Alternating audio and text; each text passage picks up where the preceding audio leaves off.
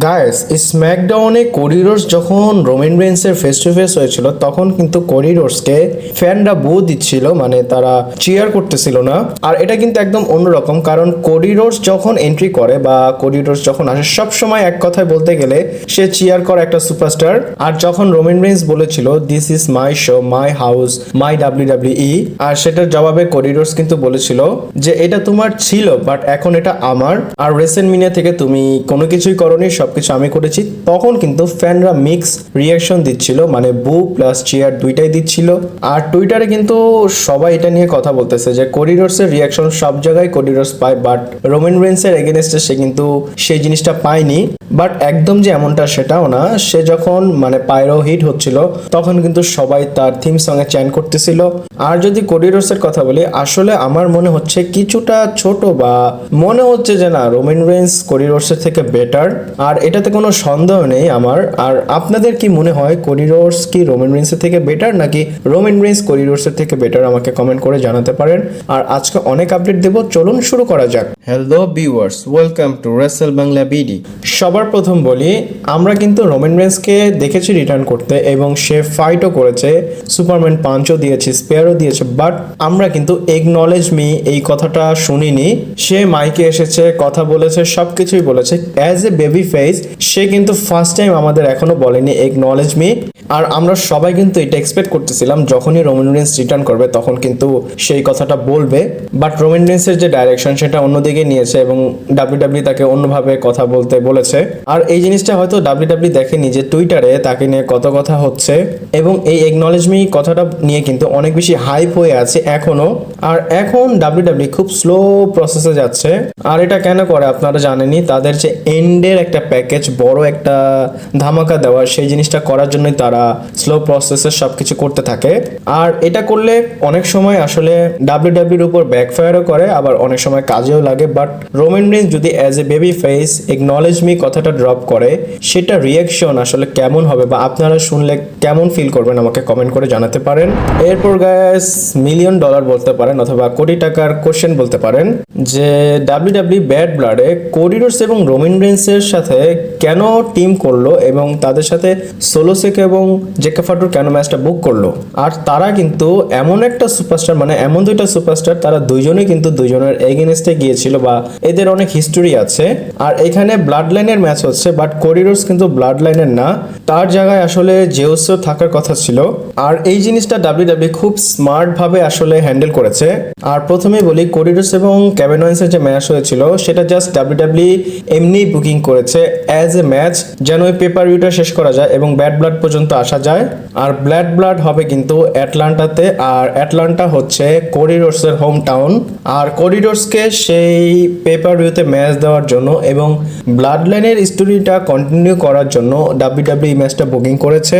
আর WWE জানে Roman Reigns এবং Cody রোডসের যে কেমিস্ট্রি, এটা যদি দেখানো হয় ফ্যানরা পছন্দ করবে, এটাতে কোনো সন্দেহ নেই। আপনারা যদি টিভিতে কোডি রোডস এবং রোমান রেইন্সকে একসাথে দেখেন, তাদের কেমিস্ট্রি কিন্তু অনেক ভালো হবে। আর অন্য দিক দিয়ে যদি দেখেন, কোডি রোডসের কিন্তু রেসলমেনিয়ার পর থেকে একদম ভালো যাচ্ছে না, তাকে একদম নর্মালি আসলে বলা যায়। আর এর জন্য ডাব্লিউডাব্লিউর হয়তো মনে হচ্ছে কোডি এবং রোমানের অ্যাঙ্গেল একদিকে দেখাবো, আবার রোমান এবং ব্লাড লাইনের সোলো সিকোয়ার অ্যাঙ্গেল আরেক দিক দিকে দেখাবো। আর এটা ডাব্লিউডাব্লিউ খুব মেজর একটা ম্যাচ হিসাবে দেখতেছে। এরপর গাইস, লাস ভেগাসে যে ডাব্লিউডাব্লিউ পেপার ভিউ বা তাদের প্রিমিয়াম লাইভ ইভেন্ট করতে চাচ্ছে, এটা তো আপনাদের আমি বলেছিলামই। আর সেই স্টেডিয়ামটা হচ্ছে একটু গোল, এখানে অনেক মুভি টুভি হয় এবং ইউএফসির যে ইভেন্ট 3.0 সেটা অলরেডি ইউএফসি হোস্ট করেছে। আর এটার পর থেকে এমনটা কথা হচ্ছে যে ডাব্লিউডাব্লিউ তাদের নেক্সট টার্গেট সেই ভেন্যুটাকে করেছে। এছাড়াও একটা প্রফেশনাল রেসলিং কোম্পানি অ্যাপ্রোচ করেছিল। আর আমি বলি, সেই এরিনাতে যদি ডাব্লিউডাব্লিউ যায় সেখানে অনেক টাকা লাগবে, মানে সেটার ভিউটাই একদম অন্যরকম। আর ডাব্লিউডাব্লিউ যদি এটা করে, এটা একদম হিস্টোরি হয়ে যাবে এবং ডাব্লিউডাব্লিউ পুরো থিম দিতে পারবে তারা যদি ওই ভেন্যুতেই তাদের পেপার ভিউটা করে, যে কোনো একটা করলেই হবে। আর ডাব্লিউডাব্লিউ ক্রিয়েটিভের দিক থেকে যে কত বেশি অ্যাডভান্স আপনারা তো সবাই জানেনই। এরপর গাইস আবার কোডি রোডসের কথা বলি, এবং কোডি রোডসের যে এখন সময় সেখানে কয়েকটা লোক বা কয়েকটা রেসলার তার অবস্থা খারাপ করতে পারে বা তার এগেনস্টে যেতে পারে, কারণ আপনারা জানেন কোডি রোডসের সাথে ব্লাড লাইনের অনেক দিন ধরে সমস্যা চলতেছে। সেখানে স্যাথ রলিন্স তাকে হেল্প করেছে, কেভিন ওয়েন্স হেল্প করেছে, র্যান্ডি অর্টন হেল্প করেছে, আর এখন কি হচ্ছে, কোডি রোডস সেই ব্লাড লাইনের সাথে গিয়েই মানে রোমান রিন্সের সাথে সে হাত মিলিয়েছে। আর এই রোমান রিন্স কিন্তু ব্লাড লাইনের অরিজিনাল টিমটা বা ফ্যাকশনটা ক্রিয়েট করেছিল।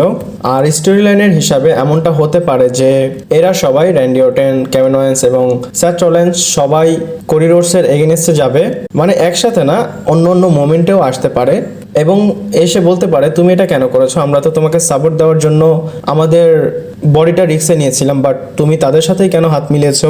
আর কেভিন ওয়েন্স, র্যান্ডি অর্টন, স্যাথ রলিন্সের মধ্যে কার সাথে আপনি প্রথমে ফিউড দেখতে চান কোডি রোডসের, আমাকে কমেন্ট করে জানাবেন।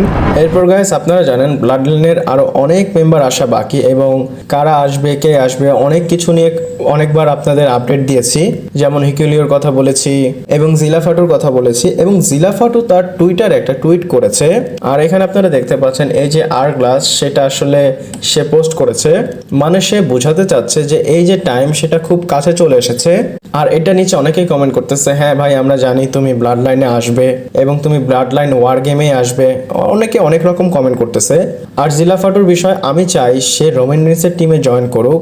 আর যদি ব্লাড লাইনের মেম্বারের কথা বলি, তাদের টিজেস কিন্তু কন্টিনিউ হচ্ছে, আর যতবারই ব্লাড লাইনের নতুন মেম্বার অ্যাড হয়েছে তারা কিন্তু স্পেশাল কোনো ইম্প্যাক্ট বা এডিশন ক্রিয়েট করেছে, মানে কিছুটা চেঞ্জ করেছে। যেমন টামাটঙ্গার কথা বলি, সে সোলো সিকাকে ফার্স্টে সাপোর্ট দিয়েছে, তারপর জেকা ফাটু এসেছে, সেও সাপোর্ট দিচ্ছে।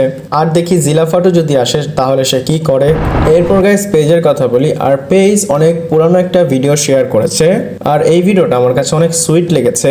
আর এই ভিডিওতে পেজের বয়সটা হচ্ছে 18 বছর, আর তার ডাব্লিউডাব্লিউর ফার্স্ট টাইম যে কন্ট্রাক্টটা এসেছিল সেইটার ভিডিও আসলে পোস্ট করেছে।